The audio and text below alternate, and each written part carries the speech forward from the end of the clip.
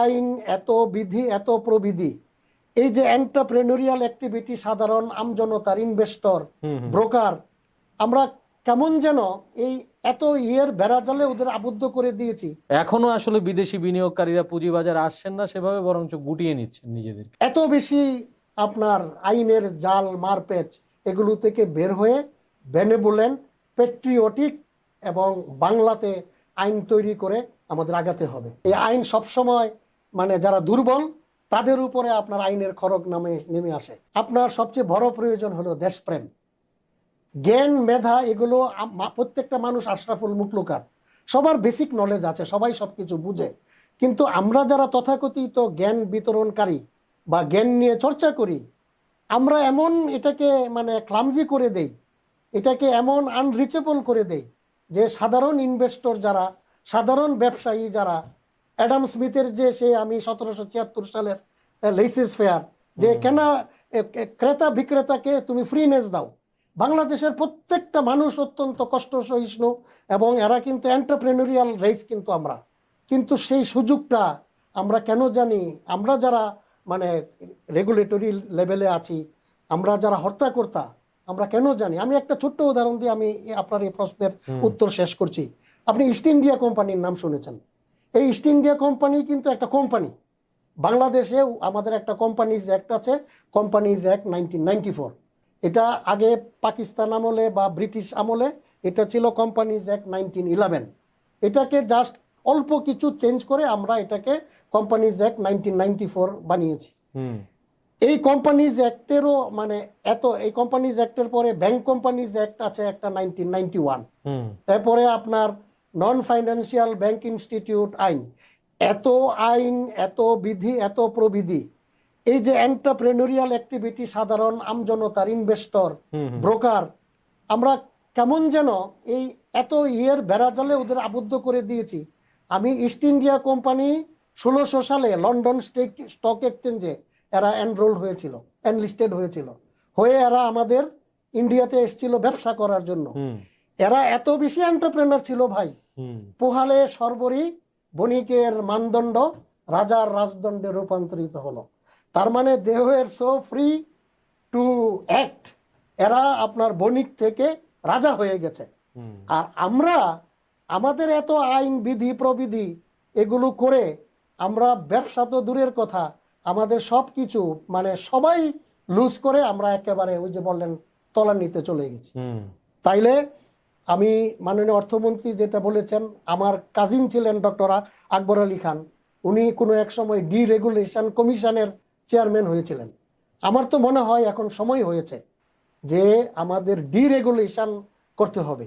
এত বেশি আপনার আইনের জাল, মারপ্যাচ, এগুলো থেকে বের হয়ে বেনেভোলেন্ট, পেট্রিয়টিক এবং বাংলাতে আইন তৈরি করে আমাদের আগাতে হবে। আইন যেন আপনার ব্যবসাকে আপনার মানে নষ্ট না করে দেয়।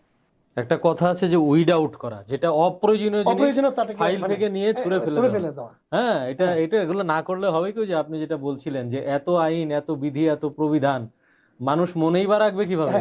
স্মৃতির অতলেই তলিয়ে যাবে, তখন ভয় পাবে। আর এটার আরেকটা ব্যাপার হলো যে আইন তো আছে, আইন আসলে যেগুলো পড়বেন খারাপ না, কিন্তু আইনের যখন আপনি বাস্তবায়ন করেন, হ্যাঁ, এটার যখন অ্যাপ্লিকেশন করেন, তখন অ্যাপ্লিকেশনটা রাইট টাইমে রাইট ব্যক্তির জন্য হয় না। এই আইন সবসময় মানে যারা দুর্বল তাদের উপরে আপনার আইনের খড়গ নেমে আসে, আর যারা নাকি সবল এরা বিভিন্ন আপনার দিয়ে বেঁচে যায়। তো এগুলো থেকে বের হওয়ার জন্য আমি নিশ্চিত বর্তমান জাতীয়তাবাদী সরকার সবার উপরে দেশ, হ্যাঁ, সবার উপরে বাংলাদেশ, এই স্লোগানে বিশ্বাস করে যদি আগায় এবং ওইভাবে দেশপ্রেমিক লোকদেরকে যদি রাইট জায়গায় নিয়োগ দেয় এবং সবাইকে যদি আমরা উদ্বুদ্ধ করে আগাই, আমার তো মনে হয় বাংলাদেশের মানুষের এত কষ্ট করার কোনো কারণ নাই। এবং সবাই যারা দায়িত্বশীল চেয়ারে যাবে, আমরা সাধারণ মানুষ যারা ভাবি বা সোশ্যাল মিডিয়াতে দেখি, সবাই কিন্তু চায় যে শুধু স্তুতি বাক্য না বলে এই বড় বড় চেয়ারে যারা যাচ্ছেন তারা যেন আসলে এমন কিছু করেন যেটা মানুষ সারা জীবন মনে রাখে এবং তাদের উপকারে আসে। কিন্তু আমরা কিন্তু অধিকাংশ ক্ষেত্রে দেখে যাই যে শুধু স্তুতি বাক্যই চলে, কিছুদিন পর শুধু চেয়ারের লোকটা পাল্টায়, কিন্তু কাজের কাজ কিছুই হয় না। আচ্ছা, আমি যেটাও যে জানতে চাচ্ছিলাম একটু, যে বাজারের কারসাজি রোধে সার্ভেলিয়েন্স সফটওয়্যারটা যেটা ডিএসই করেছে, এটা কি আসলে কার্যকর হচ্ছে কিনা, আপনার এই ব্যাপারে জানা আছে কিনা? না, অবশ্যই মানে সার্ভেলেন্স মানে হলো যে কেউ যেন আপনার মানে ওই যে আমরা ইন্টারনাল ট্রেডিং একটা শব্দ আছে, যে অভ্যন্তরীণ যাদের কাছে আপনার প্রাইস সেন্সিটিভ ইনফরমেশন থাকে থাকে। জি। তো আবার আবার একই কথা ভাই, আপনার কোনো সফটওয়্যার, কোনো মেশিন, কোনো ক্যামেরা, কোনো কিছু কিন্তু আপনার কোনো অন্যায় করে না। তো এগুলো ইস্যু না। ইস্যু হলো আমরা আমাদের মিলিটারিতে একটা কথা বলি, ইট ইজ নট দি গান but man behind the gun who fights the war. Right. So it is not your digital machine or some other আপনার ইকুইপমেন্ট যেটা নাকি আপনার সার্ভেলেন্স বা চুরি এগুলোকে ধরবে বা বন্ধ করবে। এটার পিছনে তারা যদি ঠিক না হয়, আপনি যত দামি সার্ভেলেন্স নাসডাক থেকে নিয়ে আসেন, আমেরিকা থেকে বা থেকে, আমি তো আপনাকে বললাম আমরা যখন ক্রাই আউট শেয়ার মার্কেটে ছিলাম তখন তো এত মানে বড় মানে দুর্নীতি, এত বড় চুরি এগুলো ছিল না। হ্যাঁ, সো মানে তথাকথিত ডিজিটাইজেশন যদি আমার মানে এগুলোকে আরো বাড়িয়ে দেয়, হ্যাঁ, এবং এটা ওই যে বলেছি যে মানে যারা তথাকথিত আপনার এই সমস্ত ব্যাপারে মানে জ্ঞান রাখেন, যারা এগুলো আপনার করেন, ফিক্স করেন বা এগুলো ইউজ করেন, তাদেরকে আগে ঠিক হইতে হবে। হ্যাঁ, এখন আপনি বিভিন্ন দোহাই দিয়ে ওই মেশিনের দোহাই এটা সেটা দিয়ে হবে না। এমনি সফটওয়্যারটা তো চালু আছে না?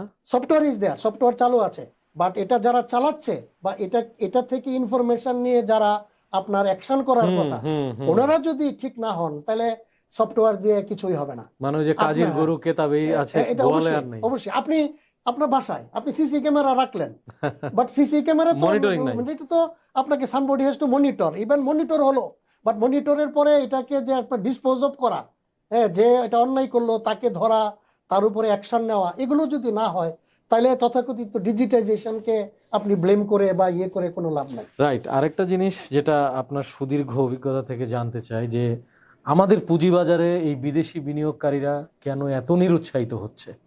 আপনার কি মনে হয়, এটা কি শুধুমাত্র এই ডলারের বিনিময় হারের জন্য, নাকি আরো কিছু ব্যাপার আছে? এটা কিন্তু আমরা দেখেছি যে অতীতের সরকারের সময়েও যেরকম হয়েছে, ইন্টারিম গভর্নমেন্টের সময় এটার কোনো উন্নতি হয়নি। অদ্যাবধি এই যে প্রায় 100 দিনের কাছাকাছি হয়ে গেল নতুন গভর্নমেন্ট, এখনো আসলে বিদেশি বিনিয়োগকারীরা পুঁজিবাজারে আসছেন না সেভাবে, বরঞ্চ গুটিয়ে নিচ্ছেন নিজেদেরকে। এটা কেন? এটার উন্নতি করার জন্য কি করণীয় বলে মনে হয়? এটার তো শুধু বিদেশি বিনিয়োগকারী মানে গুটিয়ে নিচ্ছে এটাও বললে যতটুকু, অবশ্যই আপনি আমাদের যারা দেশের ভিতরে সত্যিকারের যারা দেশপ্রেমিক এন্টারপ্রেনার, তারাও তো ওইভাবে আপনার মানে এই এগুতে চাচ্ছে বাট পারছে না, সাহস পাচ্ছে না। সাহস পাচ্ছে না। কারণটা হলো যে আমাদের দেশে আপনার ওই যে বললাম একটা হলো রেগুলেশন, এবং এই আপনার ব্যবসা করার জন্য যে আপনার শ্রম যতটুকু দেওয়ার কথা এর চেয়ে অনেক বেশি শ্রম আপনাকে দিতে হয়।